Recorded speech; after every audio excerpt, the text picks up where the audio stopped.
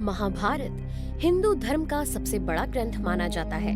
महाभारत की कहानी कौरवों और पांडवों के बीच हुए युद्ध पर आधारित है। वहीं इस महाग्रंथ यानी महाभारत में द्रौपदी के साथ जितना अन्याय होता दिखता है, इतना अन्याय इस महाकथा में किसी दूसरी स्त्री के साथ नहीं हुआ। द्रौपदी एक बहुत ही सुंदर, पतिव्रता और कह सकते हैं कि एक संपूर्ण नारी थी। इसमें कोई शक वाली बात नहीं है कि द्रौपदी भारतीय पौराणिक इतिहास की पहली और अंतिम महिला थी जिसके 5 पति थे और जो 5 पुरुषों के साथ रमण यानी संबंध बनाती थी। हम में से ज्यादातर लोगों का ये सोचना होता है कि द्रौपदी ने तो सिर्फ एक ही पांडव के साथ शादी की थी, तो वो 5 पांडवों की पत्नी कैसे बनी और क्या वो एक ही पांडव को अपना पति मानती थी? दूसरे पांडवों के साथ उसका कोई संबंध नहीं था, और अगर था तो कैसे द्रौपदी एक साथ 5 पुरुषों के साथ रमण करती थी? और कैसे द्रौपदी ने अपने 5 पतियों के साथ सुहाग रात मनाई, या वो 5 पांडवों को कन्या रूप में कैसे मिली? आइए जानते हैं। दोस्तों, कहते हैं कि एक स्त्री की वजह से इतिहास बड़े बड़े युद्धों का गवाह बना है। महाभारत में भी ऐसा ही कुछ हुआ है। महाभारत में द्रौपदी एक ऐसा कैरेक्टर है जिसके अपमान की वजह से इतिहास का सबसे भयंकर युद्ध हुआ। महाभारत में द्रौपदी का कैरेक्टर जितना ज्यादा अनोखा और इंटरेस्टिंग है, उससे कई ज्यादा गुना उसके जन्म की कहानी इंटरेस्टिंग है। तो सबसे पहले द्रौपदी के जन्म की कहानी जान लेते हैं। दरअसल ऐसा कहा जाता है कि राजा द्रुपद और कौरव पांडवों के गुरु यानी द्रोणाचार्य एक समय में बहुत अच्छे दोस्त हुआ करते थे। बचपन में इन दोनों में इतनी अच्छी दोस्ती थी कि बचपन में ही राजा द्रुपद ने द्रोणाचार्य को एक वचन दिया था कि जब वो राजा बनेंगे तो अपना आधा राज्य अपने मित्र यानी द्रोणाचार्य, जिन्हें वो प्यार से द्रोण कहा करते थे, उन्हें दे देंगे। लेकिन समय के साथ सब कुछ बदल गया और द्रुपद जैसे ही राजा बने, उन्होंने द्रोणाचार्य को अपना आधा राज्य देने से साफ साफ इनकार कर दिया। इतना ही नहीं, द्रुपद ने द्रोणाचार्य को भरी सभा में बेइज्जत कर अपने महल से बाहर निकाल दिया। अब द्रुपद द्वारा अपमानित किए जाने के बाद द्रोणाचार्य भटकते हुए हस्तिनापुर जा पहुँचे, जहाँ भीष्म पितामह ने द्रोणाचार्य को हस्तिनापुर के राजकुमारों को शिक्षा देने का काम सौंपा। जिसके बाद द्रोणाचार्य कौरव और पांडवों को अस्त्र शस्त्र की शिक्षा देने लगे। इसी तरह समय बीतता गया और जब कौरवों और पांडवों की शिक्षा पूरी हो गई तो द्रोणाचार्य ने कौरवों और पांडवों से गुरु दक्षिणा के रूप में पांचाल देश मांगा। अब गुरु द्वारा आदेश मिलते ही कौरवों और पांडवों ने पहले तो पांचाल देश पर आक्रमण किया, लेकिन द्रुपद ने उन्हें हरा दिया। जिसके बाद पांडवों ने पांचाल देश पर दोबारा से आक्रमण किया और इस बार द्रुपद को हराकर उसे बंदी बना लिया और अपने गुरु यानी द्रोणाचार्य के पास ले आए। जिसके बाद गुरु द्रोणाचार्य ने जीते हुए पांचाल देश का आधा भाग राजा द्रुपद को दे दिया और बचे हुए आधे राज्य का राजा अपने बेटे अश्वत्थामा को बना दिया।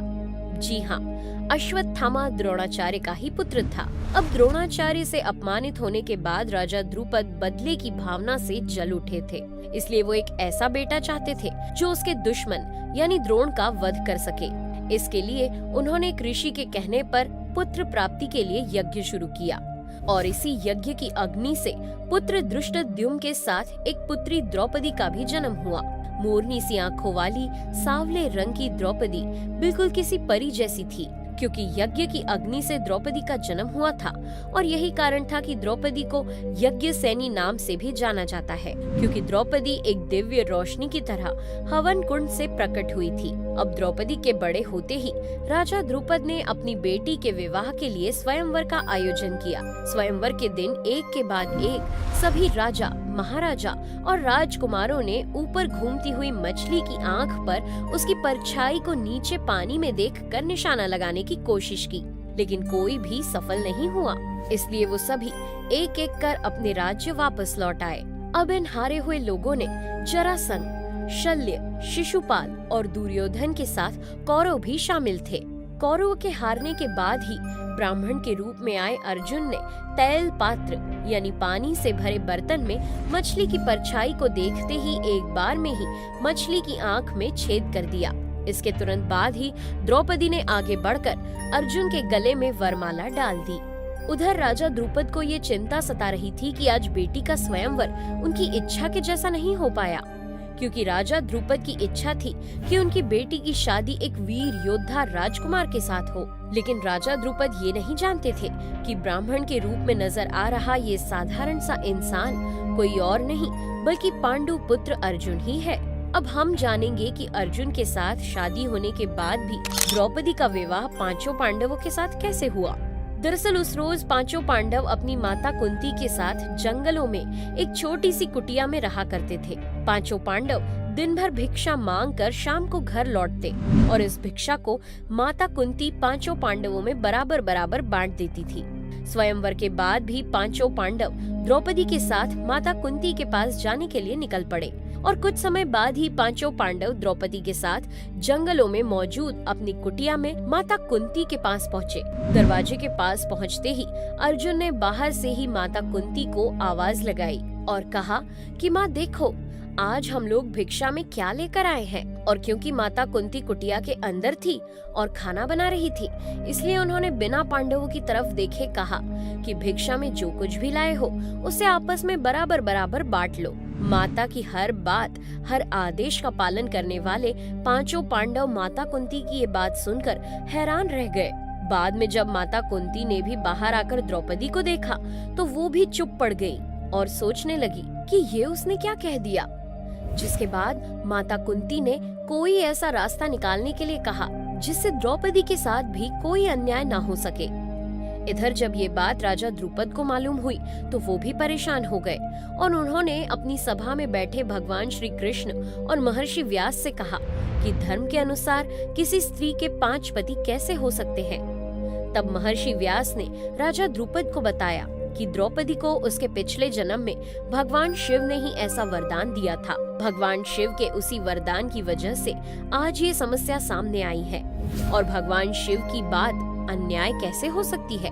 अब यहाँ भगवान शिव से जुड़ी इस कहानी के बारे में आपको बताते हैं। दरअसल ऐसा कहा जाता है कि द्रौपदी अपने पिछले जन्म में बहुत सुंदर कन्या थी, लेकिन सर्वगुण संपन्न होने के बाद भी उसकी शादी नहीं हो रही थी, जिसकी वजह से वो बहुत परेशान रहा करती थी। और शादी ना होने की वजह से ही द्रौपदी भगवान शंकर की तपस्या करने लगी। तब एक दिन द्रौपदी की तपस्या से खुश होकर भगवान शिव प्रकट हुए। उस समय द्रौपदी ने हड़बड़ाहट में भगवान शिव से 5 वर मांगे, इसलिए भगवान शिव ने भी द्रौपदी को 5 वर प्राप्ति का वरदान दिया। इस तरह महर्षि व्यास के समझाने पर राजा द्रुपद अपनी बेटी द्रौपदी का पांचों पांडवों के साथ विवाह करने के लिए राजी हो गए। इसके बाद सबसे पहले द्रौपदी का विवाह पांडवों में सबसे बड़े यानी ज्येष्ठ युधिष्ठिर के साथ हुआ और उस रात द्रौपदी ने युधिष्ठिर के साथ अपना पत्नी धर्म निभाया। फिर अगले दिन द्रौपदी का विवाह भीम के साथ हुआ और उस रात द्रौपदी ने भीम के साथ अपना पत्नी धर्म निभाया। इस तरह से अर्जुन, नकुल और सहदेव के साथ भी द्रौपदी का विवाह किया गया और इन तीनों के साथ भी द्रौपदी ने अपना पत्नी धर्म निभाया। लेकिन यहाँ सवाल ये उठता है कि द्रौपदी ने पांचों पांडवों के साथ अपना पत्नी धर्म कैसे निभाया। तो इसकी कहानी भी भगवान शिव के वरदान से जुड़ी हुई है। दरअसल भगवान शिव ने जब द्रौपदी को 5 पतियों का वरदान दिया था, तब भगवान शिव को ये पता था कि उसे अपने 5 पतियों के साथ पत्नी धर्म निभाने में समस्या होगी। इसलिए वरदान देते समय ही भगवान शिव ने द्रौपदी को एक और वरदान दिया था कि वो हर दिन कन्या भाव यानी कौमार्य को प्राप्त कर लेगी। इसलिए द्रौपदी अपने 5 पतियों को कन्या भाव में ही प्राप्त हुई थी। हालांकि ऐसा भी कहा जाता है कि पांडवों की संतान को जन्म देने के लिए भगवान कृष्ण ने द्रौपदी को ये सुझाव दिया था कि वो हर साल पांडवों में से किसी एक के साथ ही समय बिताएगी। साथ ही जिस समय वो अपने कमरे में किसी एक पांडव के साथ होगी तो उस समय उसके कमरे में कोई और पांडव प्रवेश नहीं कर सकेगा और अगर कोई पांडव ऐसी गलती कर भी लेता है तो उसे 1 साल के लिए देश से बाहर निकाल दिया जाएगा। इसलिए ऐसा माना जाता है कि द्रौपदी जो 5 पांडवों की पत्नी थी वो 1-1 साल के समय अंतराल के लिए हर पांडव के साथ रहती थी और इस समय किसी दूसरे पांडव को द्रौपदी के कमरे में घुसने की इजाजत नहीं थी। साथ ही इस नियम को तोड़ने वाले को साल के लिए देश से बाहर रहने की सजा भी सुनाई जाती थी। आपको बता दें कि ये सजा एक बार अर्जुन को भुगतनी पड़ गई थी। दरअसल हुआ यूँ था कि अर्जुन और द्रौपदी के 1 साल का टाइम पीरियड अभी अभी खत्म हुआ था और द्रौपदी और युधिष्ठिर के एक साथ का 1 वर्ष का समय शुरू हुआ था। तभी अर्जुन गलती से द्रौपदी के कमरे में ही अपना तीर और धनुष भूल आया था। हालांकि अर्जुन द्रौपदी के कमरे में नहीं जाना चाहते थे, लेकिन किसी ब्राह्मण के पशुओं की रक्षा के लिए उन्हें धनुष और तीर की उसी समय जरूरत आन पड़ी। इसलिए अपने क्षत्रिय धर्म का पालन करते हुए तीर और धनुष लेने के लिए नियम तोड़ते हुए द्रौपदी के कमरे में घुस गए। उस दौरान द्रौपदी और युधिष्ठिर साथ में थे, जिसके बाद अर्जुन को सजा के रूप में 1 साल के लिए राज्य से बाहर निकाल दिया गया था। बता दें कि एक वर्ष के समय अंतराल में द्रौपदी ने 5 पांडवों के एक पुत्र को जन्म दिया था, लेकिन दुर्भाग्य से इन 5 पुत्रों को अश्वत्थामा ने मार दिया था। उम्मीद है दोस्तों आपको आज का ये वीडियो अच्छा लगा होगा। अगर वीडियो पसंद आया हो तो इसे लाइक कीजिए और शेयर कीजिए। साथ ही अगर आप चैनल पर नए हैं या चैनल अभी तक आपने सब्सक्राइब नहीं किया है तो फटाफट से लाल बटन को दबाकर चैनल को सब्सक्राइब कर लीजिए और बेल आइकन को भी प्रेस कर दीजिए, ताकि इस तरह के इंटरेस्टिंग वीडियोस आपको मिलते रहें। हम मिलते हैं अगले वीडियो में, तब तक अपना ध्यान रखिए। धन्यवाद।